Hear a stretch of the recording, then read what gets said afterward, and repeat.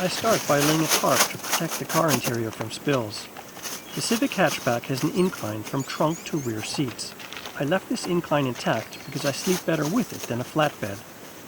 To level out the interior bumps and dips, I bought 3 pieces of thin plywood.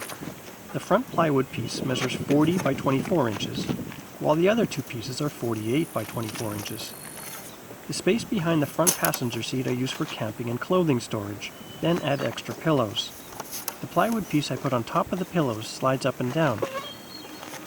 When slid up, it extends the bed. When slid down, I can access my clothes underneath. The top pillow absorbs the plywood so it doesn't damage the car fabric around it. The mattress is 75 inches. The interior space from front passenger seat to the back of the car measures 81 inches, so the mattress fits with room to spare.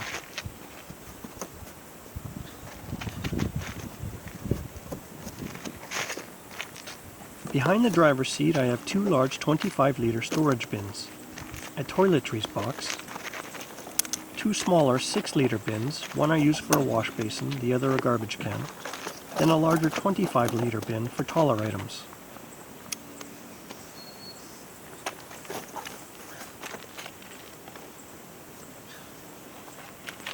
On the other side of the bed, I store a 5-liter gas can wrapped in a plastic bag, which I use as a nighttime porta-potty.